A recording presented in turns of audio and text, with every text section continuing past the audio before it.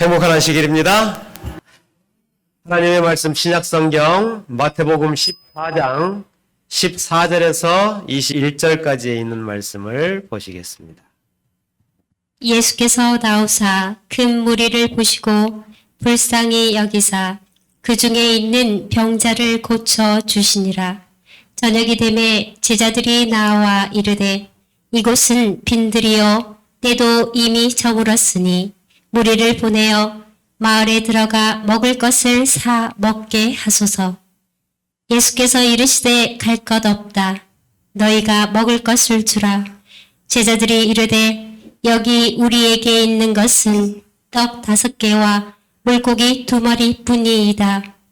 이르시되 그것을 내게 가져오라 하시고 무리를 명하여 잔디 위에 앉히시고 떡 5개와 물고기 2마리를 가지사 하늘을 우러러 축사하시고 떡을 떼어 제자들에게 주시매 제자들이 무리에게 주니 다 배불리 먹고 남은 조각을 12바구니에 차게 거두었으며 먹은 사람은 여자와 어린이 외에 5,000명이나 되었더라. 아멘. 오늘은 공급하시는 하나님이라는 제목으로 하나님의 말씀 증거하도록 하겠습니다. 우리나라 속담에 밑 빠진 독에 뭘 부어요? 밑 빠진 독에 물 부어 보셨습니까? 하나마나한 일을 하는 경우를 우리가 이야기하는 것입니다. 우리가 살다 보면 때로는 사랑이 밑 빠진 독에 물 붓기 같은 그러한 느낌을 줄 때가 있습니다. 도대체 언제까지 이렇게 내가 계속 베풀어야 하는지, 내가 언제까지 이렇게 발을 동동거리면서 내가 이렇게 애타해야 하는지, 그런 생각을 하면 마치 뭐 같아요? 밑 빠진 독에 물 붓는 것 같은 그런 느낌을 갖게 됩니다. 뭔가 부으면 이렇게 좀 차오르는 맛이 있어야 되는데 결과가 나오지를 않는 것입니다. 계속 반복되는 그러한 모습들을 보면서 우리는 빈독 같은 그러한 느낌을 느낄 때가 종종 있습니다. 어떨 때는 신앙도 그런 것 같습니다. 내가 그래도 꽤 오래 믿음을 가졌는데 설교도 들을 만큼 들었고 성경 공부도 많이 했고 교회 이런저런 활동들 수련회, 기도회 여러 가지 참석들 많이 했는데 나에게 남은 게 뭔가 이런 생각. 신앙이 정말 살아서 생생하게 움직이는 것 같은 내가 정말 제대로 믿음 생활을 하고 있구나 이렇게 느껴지는 그러한 신앙을 좀 하고 싶은데 그렇지 못하여서 매너리즘에 빠지는 그러한 꼭 껍데기만 남은 것 같은 그런 느낌이 들 때가 있는 것입니다. 오늘 말씀이 이 밑빠진 독과 같은 그러한 우리의 신앙생활에서 좀 우리의 현실에서 답을 찾게 되는 그러한 시간이 되기를 간절히 기도합니다. 오늘 읽은 본문 말씀에 기적이 일어난 이 장소는 벳세다라고 되어 있습니다. 요한복음 6장 1절에서 3절에 보면 예수께서 디베랴의 갈릴리 바다 건너편으로 가셨는데 디베랴는 이쪽 아래쪽에 있고요. 갈릴리 호수를 두고 건너편 저 위쪽에 뭐가 있어요? 벳세다가 있습니다. 누가복음에는 이 건너편에 벳세다가 있는데 그 건너편으로 예수님께서 건너가셨다라고 기록하고 있는 것이죠. 그런데 예수님은 여기 보시는 것처럼 오병이어의 기적을 어디에서 행하셨다고 그랬어요? 산에서 일어났다고 이야기를 합니다. 산에 오르사 제자들과 함께 거기 앉으셨다. 그런데 시대의 소망에는 같은 사건을 다루면서 이렇게 나와 있어요. 해변에서 무리를 어떻게 했다고요? 먹이셨다. 이렇게 이야기합니다. 그러면 이 오병이어의 기적은 산에서 일어난 사건입니까? 아니면 해변에서 일어난 사건입니까? 한 곳에서는 산이라고 이야기하고 한 곳에서는 해변이라고 이야기를 합니다. 우리가 산미도 하잖아요. 주 예수 어디서? 해변서 이렇게 찬양하시죠. 떡을 떼사 이렇게. 찬미도 어디에서 떡을 떼셨다고 그랬어요? 해변에서 떡을 떼셨다. 그럼 산은 뭐예요? 산은 뭡니까? 시대의 소망 364페이지에 보시면 그리스도께서 해변에 도착하시기 전에 한 무리가 그를 기다리고 있었다. 여기도 해변이라고 이야기하네요. 디베랴 쪽에서 배를 타고 베세다 쪽으로 가셨는데 예수님께서 해변에 도착하시기 전에 이미 소문이 다 퍼져서 반대편에 한 무리가 모여 있었다는 것입니다. 그러나 예수님께서 그들의 눈에 띄지 않도록 제자들과 따로 잠시 동안 보내셨습니다. 산 기슭에서 예수님께서 움직이는 그 무리를 보셨다. 그리고 한적한 곳을 떠나실 때에 예수님께서 저들을 위하여 봉사할 수 있는 편리한 장소를 발견하셨다. 이렇게. 이곳이 어떤 곳이냐 하면 요즘은 이제 성지순례를 가지 않아도 구글로 검색해 보면 그곳의 모습을 이렇게 볼 수 있습니다. 좋은 세상이죠. 여기가 벳세다라고 이야기를 합니다. 벳세다. 아까 말씀드렸던 가버나움 쪽에서 벳세다를 바라본 사진과 벳세다의 구릉지대 사진입니다. 갈릴리 호수 주변에 완만한 뭐가 형성되어 있는 거예요? 산이 형성되어 있습니다. 우리 말로 하면 번역은 산으로 했지만 아주 적합한 우리말이 있는데 그게 뭐냐면 구릉지대라는 단어입니다. 구릉지대. 그러니까 갈릴리 호수에서 조금만 올라가면 이렇게 언덕, 구릉지대가 형성되어 있는 것입니다. 요한복음에는 산이라고 오로스라고 하는 단어를 사용하여서 산이라고 이야기를 하고 있는데 성경에서는 이 오로스를 높은 산을 지칭할 때도 썼지만 이렇게 낮은 언덕을 지칭할 때도 오로스라고 하는 단어를 사용합니다. 그런데 높은 산이라고 할 때는 높은이라고 하는 수식어를 사용을 한 것이죠. 그래서 산상보훈이나 그 산상수훈이라고 하는 예수님께서 많은 무리들에게 말씀하실 때에 산에 올라 앉으셨다라고 하는 말씀을 하셨는데 우리가 보고 있는 이런 언덕, 구릉지대에 예수님께서 앉아서 말씀을 하신 것입니다. 우리가 뭐 설악산이나 한라산처럼 이렇게 험한 산이라고 생각을 한다면 그 산이 그런 산이었다면 그 자리에 모였던 사람들이 몇 명 정도 모였다고 그랬어요? 남자만 5,000명. 그러면 남자, 여자, 뭐 어린아이, 노인 뭐 다 이렇게 합하면 적어도 15,000명 정도는 모였을 것으로 예상을 합니다. 그러니까 그 많은 숫자가 높은 뭐 한라산이나 설악산 이런 데 올라가서 말씀을 선포하셨다면 그렇게 모일 수 있는 장소가 안 될 것 같습니다. 그런데 이렇게 언덕, 구릉지대에 예수님께서 사람들을 모으신 것이죠. 마태복음 15장에 보면 똑같은 언덕 또 오로스라고 하는 산에 오르셨다라고 하는 이야기를 하는데 그런데 큰 무리가 예수님을 따라오는데 누구를 데리고 왔냐면 다리를 저는 사람, 장애인들을 데리고 왔다는 거예요. 그러면 설악산이나 대청봉 그 높은 곳에 앉아 계셨다면 그분들을 모시고 올 수 있어요? 없어요? 없는 것입니다.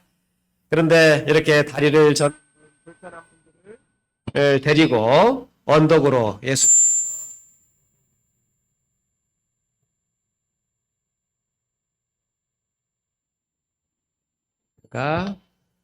오늘 중요한 말씀을 하는 걸 아는가 봅니다. 예. 이렇게 작은 언덕에 계셨기 때문에 몸이 불편한 분들도 예수님 앞에 올 수 있었죠. 이 사건은 마태복음, 마가복음, 누가복음, 요한복음 예수님의 기적 중에서 유일하게 사복음서에 전부 다 기록되어 있는 그러한 기적입니다. 이 말은 이 사건이 굉장히 중요하다는 것을 우리에게 이야기해주고 있는 것이죠. 예수님께서 사도들을 전도를 위하여 파송을 하십니다. 파송을 하시고 그 사이에 파송된 사이에 누가 처형이 되느냐면 침례 요한이 처형을 당합니다. 그리고 요한의 제자들이 침례 요한의 제자들의 요한의 장례를 치르고 난 다음에 그들이 이제 예수님께 와서 보고를 하죠. 그 상황에서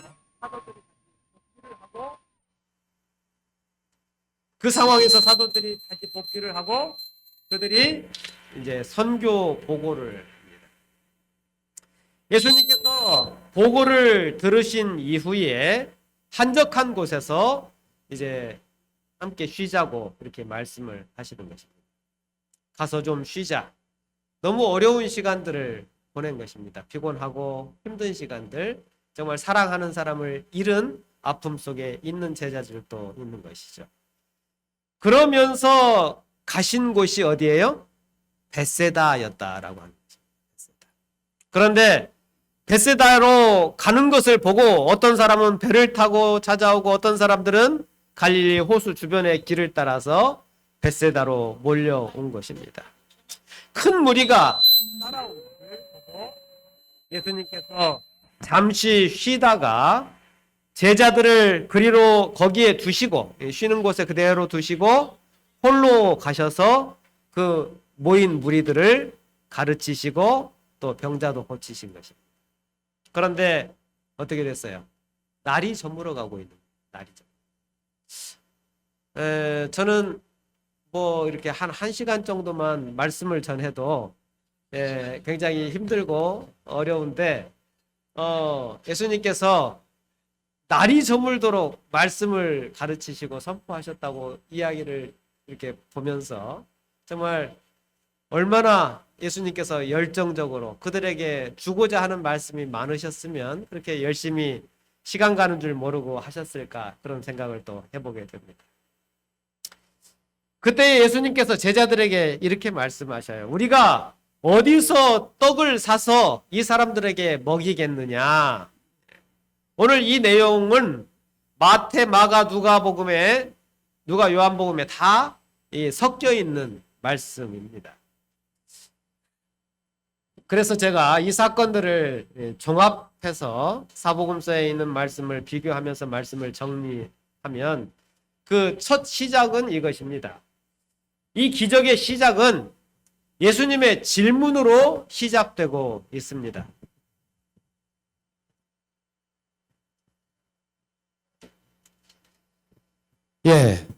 우리가 어디서 떡을 사서 이 사람들에게 먹이겠느냐라고 말씀을 하시는 것이죠.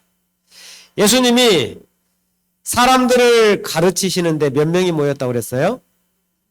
5,000명. 그러니까 노인 뭐 다 빼고 어른, 여자, 뭐 이렇게 어린 아이 다 빼고 남자들, 성인들만 5,000명이 모였다. 그 많은 숫자들이 예수님을 바라보고 있는 것입니다. 그래서 우리가 어디 가서 떡을 사서 이 사람들에 먹이겠느냐 이렇게 물으시는 것입니다. 예수님께서 왜 이 말씀을 하시는가? 이 모인 큰 무리가 지금 시간이 많이 됐고 뭐 한 걸 아셨어요? 시장한 거, 배고프다는 것을 아셨어요. 어떻게 아셨을까요? 하나님이시니까 신성으로 이렇게 그 사람들의 뱃속을 들여다보니까 텅 비어 있어서 그러셨을까요? 누구도 배가 고프셔요. 예수님도 육신으로 오신 예수님도 배가 고프셨어요.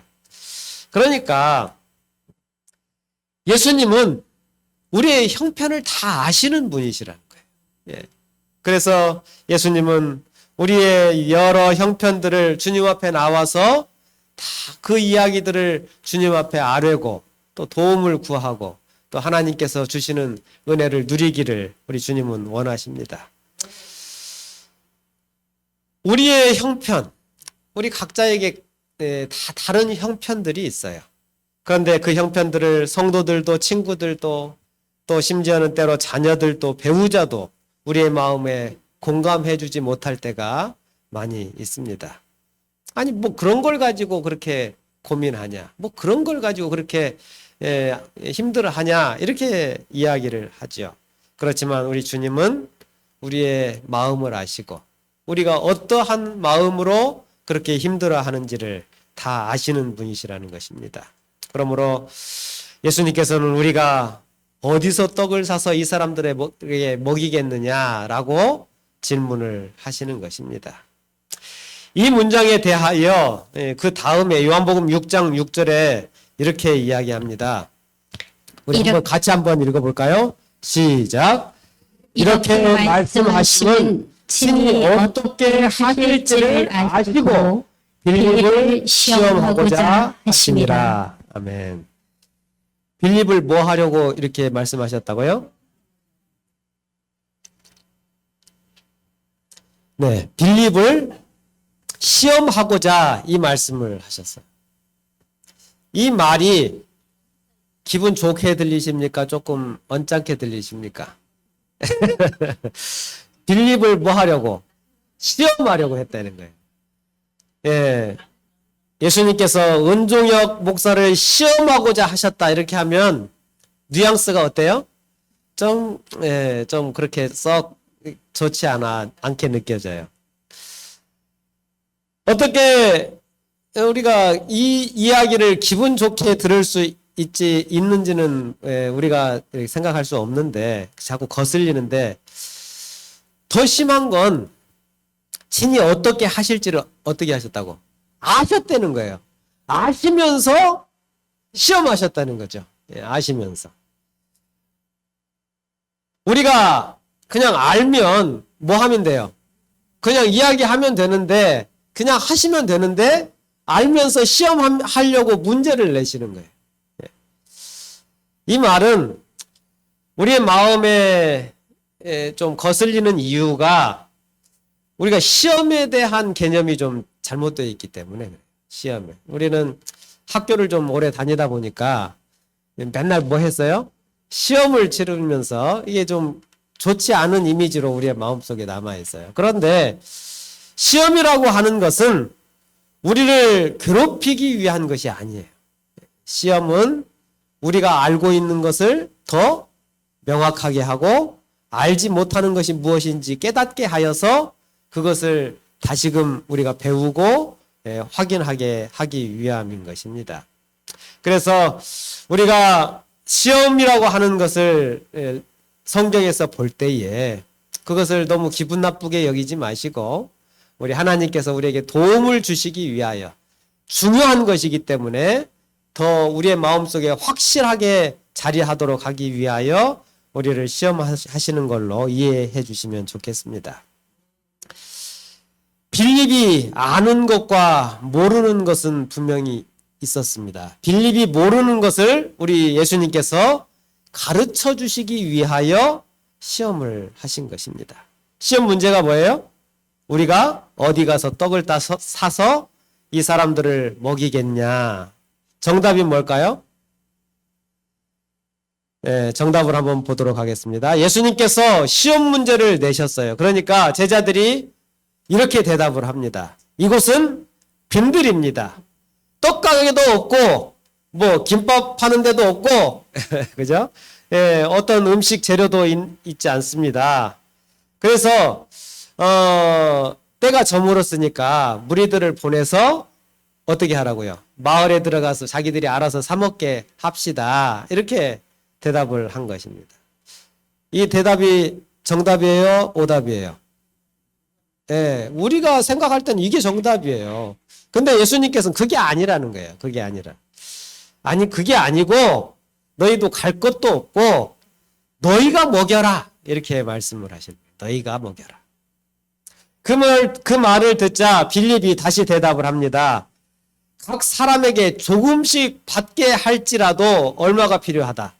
200데나리온이 있어도 떡 사기가 부족하다. 이렇게 이야기를 합니다. 이 빌립이 좀 수학을 잘했는지 우리가 보면 1데나리온은 얼마예요? 하루 노동자 품삯으로 했을 때 10만 원으로 우리가 좀 계산을 한다고 쳤을 때에 200데나리온이면 2천만 원이 되는 거예요. 2천만 원. 요즘 김밥 한 줄이 얼마예요? 예. 뭐 김밥 천국에 이렇게 제가 인터넷에 보니까 각각 다 달라요. 뭐 4,000원도 있고 3,000원도 있고 뭐 하는데 제가 좀 평균을 내서 3,500원 잡고 2천만 원 나누기 3,500원 이렇게 하면 몇 줄을 살 수 있느냐 하면 5,714줄, 4줄 이걸 살 수가 있어요. 5,000명에게 먹이면 714줄이 남는 거예요. 근데 5,000명만 모였다고 그랬어요? 15,000명이 모인 거예요. 15,000명이. 그러니까 이 세 사람당 한 줄만 준다 해도 세 사람당 한 줄만 준다 해도 이게 좀 부족한 거예요. 빌립이 머리를 이렇게 짜내서 대답을 한 겁니다. 2,000데나리온, 2천만 원이 있어도 이 사람들 먹이기 부족합니다. 이렇게 이야기를 한 것이죠. 예수님께서 보시니까 이 제자들이 이 문제를 제대로 맞출 분위기가 아닌 거예요. 그래서 예수님께서 뭐라고 말씀하시냐면 가서 사람들 중에 가지고 있는 떡이 있는지 한번 확인해 봐라. 이렇게 먹을 것이 있는지 확인해 봐라. 이렇게 말씀을 하십니다. 제자들이 가서 뭐 먹을 거 가지고 있는 사람 있습니까? 이렇게 소리치고 다녔겠죠. 그런데 안드레가 한 아이를 발견을 했어요. 이 아이는 엄마가 싸준 떡과 물고기를 가지고 왔는데 내용이 어떻게 돼요? 떡 5개하고 물고기 2마리예요. 뭐 생선이 얼마나 컸는지는 우리가 알 수는 없지만 멸치는 아닐 것 같아요. 그래도 먹을 수 있는 생선 2마리하고 떡 5개. 아이가 먹기에는 좀 넉넉한가요? 혼자 먹기에는 굉장히 넉넉하게 가져온 그런 도시락입니다. 보통 아이들이 자기가 먹을 만큼 이상으로 이렇게 주면 귀찮아서 나 이거 조금만 가져갈래요. 이렇게 할 법도 한데 이 아이는 엄마가 싸준 대로 다 가지고 온 것 같아요. 근데 안드레가 와서 이야기를 해요. 여기 보리떡 5개와 물고기 2마리 가지고 있는 아이가 있습니다. 하지만 그러나 이것이 이 많은 사람들에게 얼마나 되겠습니까? 이렇게 이야기를 하는 것입니다. 이걸 갖고 뭘 하겠습니까? 예수님이 뭐라고 하셔요? 그걸 내게로 가져오라. 이렇게 말씀하십니다. 우리가 해야 할 첫 번째 일은 우리가 무엇을 가졌는지를 생각해야 하는 것입니다. 우리에게 이미 하나님께서 주신 것이 무엇인지를 확인해야 한다는 거예요. 우리는 항상 없는 것을 먼저 생각을 해요. 200데나리온이 부족합니다. 이 사람들에 비해서 이건 턱도 없이 부족합니다. 이렇게 이야기를 하는 것입니다. 그런데 예수님께서 우리에게 이렇게 말씀하시는 거예요. 너희에게 무엇이 있는지 가서 보라는 것입니다. 이미 하나님께서 우리에게 주신 것이 있어요, 없어요? 있어요. 건강도 있고 가족도 있고 일용할 양식도 있고 적은 것이지만 우리가 쓸 수 있는 그러한 비용들이 우리에게 주어져 있는 것입니다. 그런데 우리는 자꾸만 뭘 봐요? 없는 걸 봐요. 나한테 없는 게 뭔지를 자꾸 봐요. 우리가 가지고 있는 것을 먼저 보아야 하는 것입니다. 우리가 할 수 있는 것을 먼저 체크해 봐야 하는 것입니다. 내가 가진 것이 무엇인지. 우리가 영혼 구원을 하자고 이야기하고 우리가 잃은 양을 위해서 기도하자고 이야기를 합니다. 각자가 기도해야 할 제목들도 많은데 이제 뭐 그러한 기도 제목들이 더해졌죠. 내 힘으로 부족하다고 생각을 합니다. 이 사람들에게 내가 어떻게 복음을 전하고 자기 발로 교회 떠난 사람들을 어떻게 내가 다시 회복시킬 수 있는가? 그러나 여러분, 우리가 할 수 있는 것을 하면 되는 것입니다. 내가 가지고 있는 것이 무엇인지, 내가 할 수 있는 것이 무엇인지를 먼저 확인하시게 되기를 바랍니다. 그런데 그걸 봐도 우리의 마음속에 자꾸 생기는 의문이 이 많은 사람들에게 이게 뭐 얼마나 되겠어? 라고 하는 것입니다. 내가 가진 것을 보는데 내가 가지고 있는 것이 너무나 하찮게 보이는 거예요. 이거는 너무 부족하고, 이건 너무나 작고, 이건 너무 초라하다고 생각하는 것입니다. 그런 생각이 들 때에 우리 주님께서 뭐라고 말씀하셔요? 그걸 내게로 가져오라는 것입니다. 그것이 작을지라도, 초라할지라도, 사소할지라도 그가 가지고 있는 모든 것을 우리 주님께 가지고 나오기를 바라시는 것입니다. 그리고 그것이 주님의 손에 맡겨지게 되면 결과가 어떻게 돼요? 달라지게 되는 거예요. 우리에게 있는 능력, 나는 이걸 못하는데, 나는 저걸 못하는데, 이것밖에 할 수 없는데, 나는 나이가 너무 많은데, 그런 생각하지 마시고 이미 하나님께서 주신 것, 지금 나에게 있는 것, 내가 할 수 있는 것을 우리는 먼저 확인해야 하는 것입니다. 그것을 확인하고 주님, 저에게 이것이 있습니다. 이것을 제가 가지고 뭘 할지는 잘 모르겠지만, 하지만 하나님, 이것을 주님께 드리니 주님께서 하실 일을 이루어 주십시오라고 우리가 기도해야 하는 것입니다. 주님께서 그 작은 것으로 어떻게 하셔요? 15,000명을 먹이시는 것입니다. 우리에게 하나님께서는 이미 주셨어요.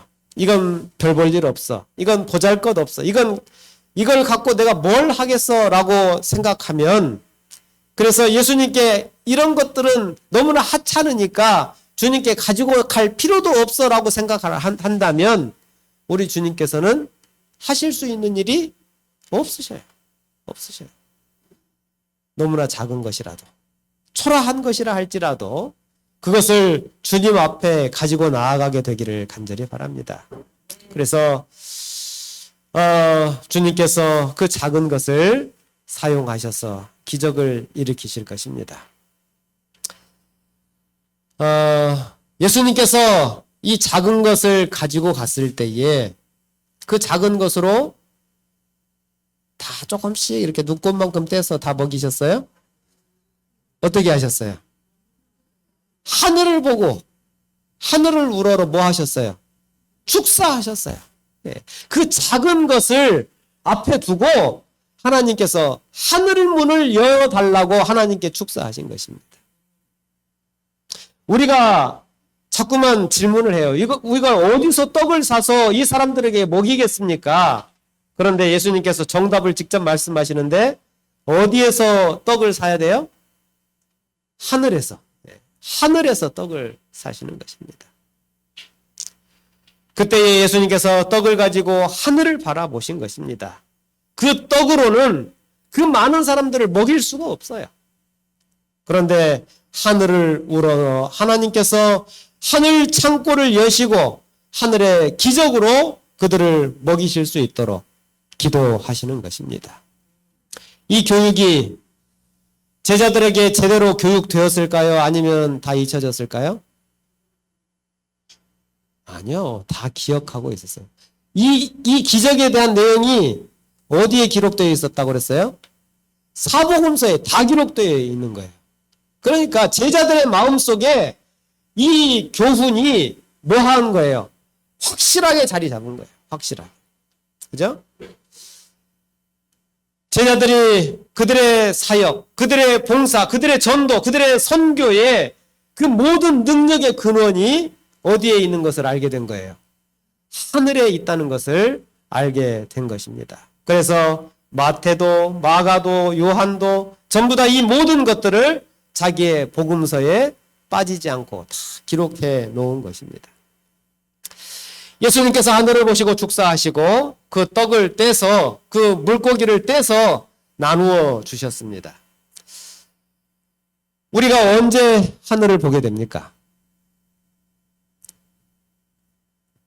우리에게 필요한 모든 필요를 공급하시는 공급의 근원인 하늘이 우리에게 늘 있지만, 우리는 언제 하늘을 보게 되느냐 하면 나 혼자 배고플 때는 잘 안 보는 것 같아요. 내가 누군가를 책임져야 될 때, 내 자식을 책임져야 되고 내 아내를 책임져야 되고 누군가의 어떤 공동체를 책임져야 될 때에 우리는 어디를 봐요? 하늘을 보게 되는 것입니다. 여러분, 그 하늘을 바라볼 때에 우리 하나님께서 우리에게 축복하실 것입니다. 여러분들의 집에서도 나 혼자 먹고자 할 때는 그냥 뭐 대충 있는 거 가지고 대충 먹지만, 그러나 뭐 할 때는 손님이 왔거나 책임져야 할 자식들이 오면 뭐예요? 시장도 보고 또 하나님께 도움을 구하는 것입니다. 여러분, 정말 딸린 식구가 생기면, 배우자가 생기고 애들이 생기고 가족들이 생기고 동료가 생길 때에 우리 모든 성도들 기도하시게 되기를 바랍니다. 하늘을 바라보시고 정말 하나님께서 부어주시는 축복을 간구하는 그러한 우리 성도들이 되시기를 바랍니다. 예전에 우리나라가 정말 힘들었던 시절이 있었죠. 우리 어른들은 다 그런 시절을 겪으셨고, 그래서 여러분들이 정말 가족들을 먹이기 위하여 하늘을 우러러 기도하며 그렇게 사셨을 것입니다. 우리가 누군가를 책임지려 할 때에 우리는 하늘을 보게 되는 것입니다. 여러분, 내가 하나님 앞에 기도가 잘 안 돼. 내가 하나님께 뭔가 바라는 게 별로 없는 것 같아. 이건 뭘 말하는 걸까요? 내가 책임지려고 하는 사람이 없는 거예요. 내가 정말 내 주변에 죽어가는 이들을 돌아보지 않는 거예요. 여러분, 내가 책임지려 하고 하는 사람이 생길 때에 우리는 뭐 하게 돼요? 기도하게 됩니다.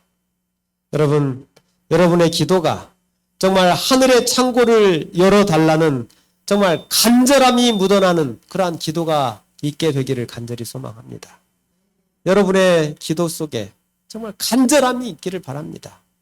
정말 갈급한 그러한 기도를 통하여 하늘 문을 열어달라고 기도하는 우리 성도들이 되시기를 바랍니다.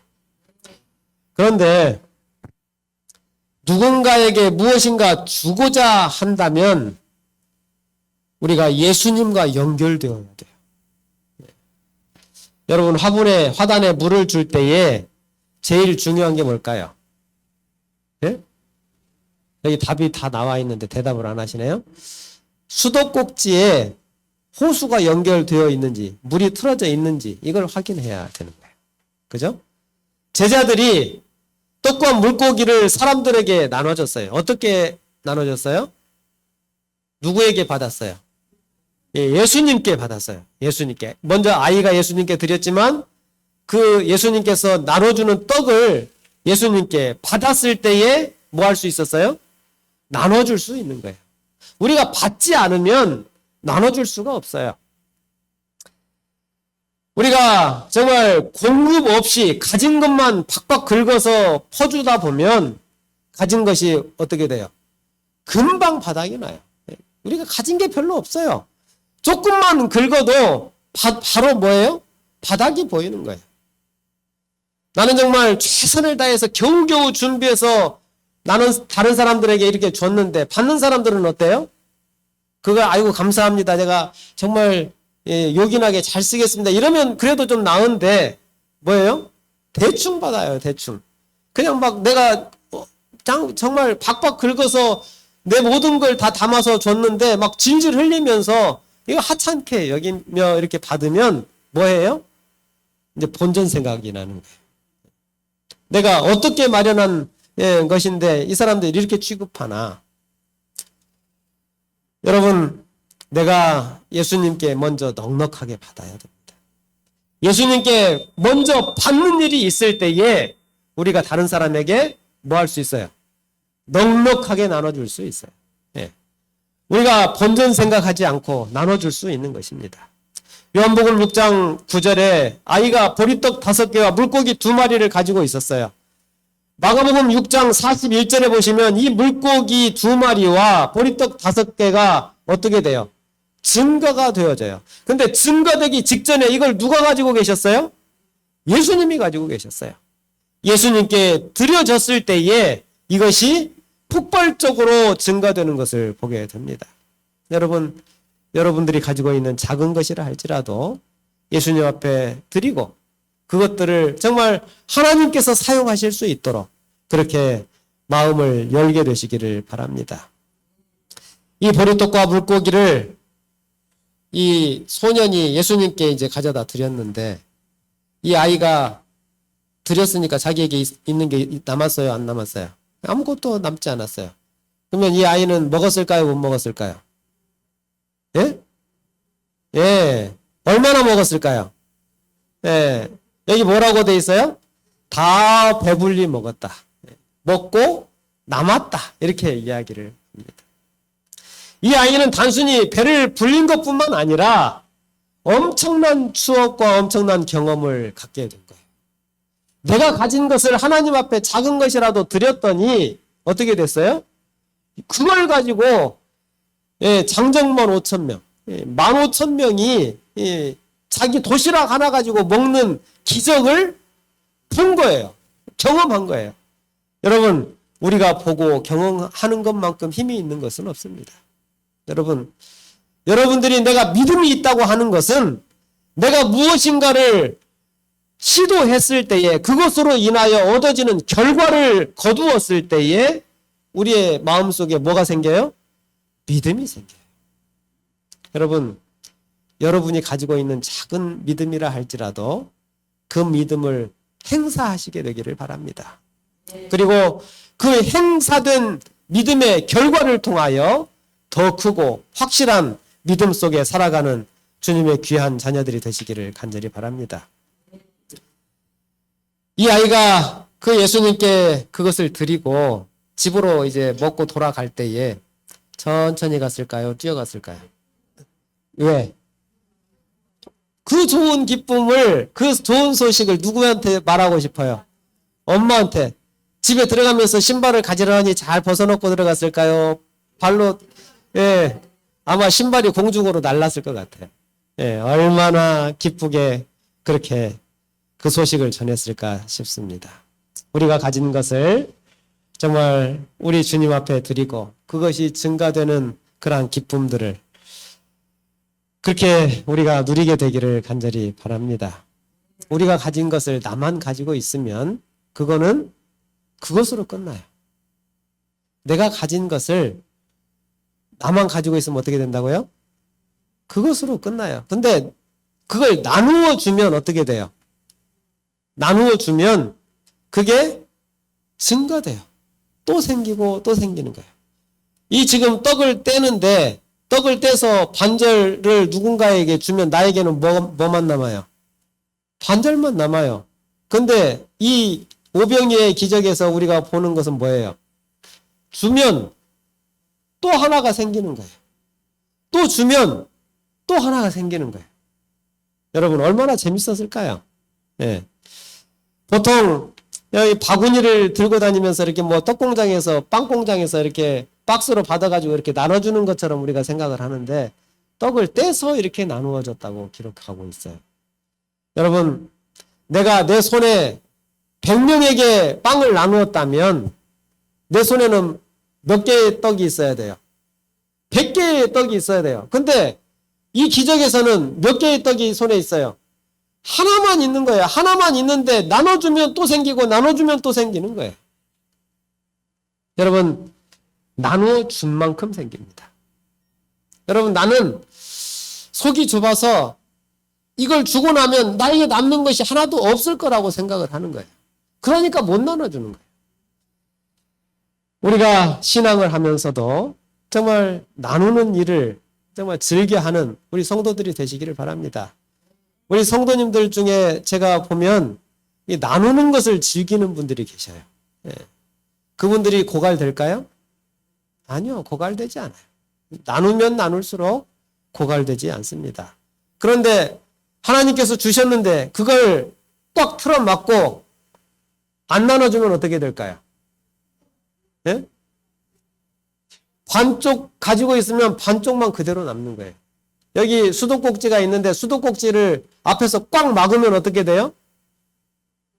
예, 물이 나오는 곳에서 수도꼭지가 빠져나오든지 어디가 터지든지 하는 거예요. 여러분, 마찬가지로 하나님께서 우리에게 계속 공급해 주시는 복이 있지만 그것을 우리가 나누지 않고 살아가면 결국은 어떻게 돼요? 공급이 차단되는 거예요. 공급이 차단돼요. 여러분, 우리의 신앙의 자리에서 정말 하나님께서 주시는 큰 축복들을 나누며 살게 되시기를 간절히 바랍니다. 지대의 소망 370페이지에 있는 말씀입니다. 사람들의 요구가 공급된 후에 남은 부스러기를 거두어 드렸으며 그리스도와 제자들은 다 함께 하늘이 공급하신 그 귀중한 양식을 먹었다. 예수님께서 나눠주고 남은 거를 거두어드렸어요. 예수님은 언제 드셨을까요? 예? 떡을 이거 또 나눠주고 나면은 없을지도 모르는데 먼저 내가 좀 먹고 예? 이거 보리떡 5개밖에 안 되는데 지금 15,000명이 앉아있는데 이거 나눠주면 이거 내가 먹을 거 없잖아요. 내가 먼저 좀 먹고 나눠주셨지 않았을까요? 아니요. 여기 보면 다 나눠주고 남은 것을 수거해서 그 부스러기로 예수님께서 드셨어요.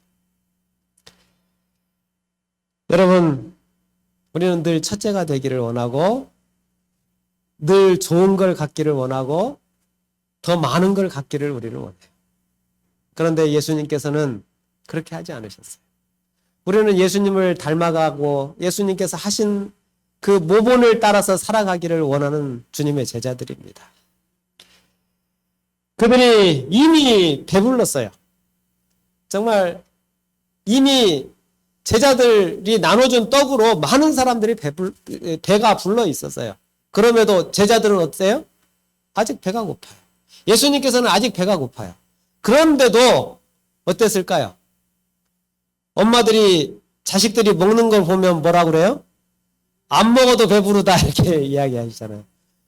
네, 그 많은 무리들이 그 작은 떡으로 나누어 먹고 배가 부르는 그런 모습들을 보면서 제자들이 어땠을까요?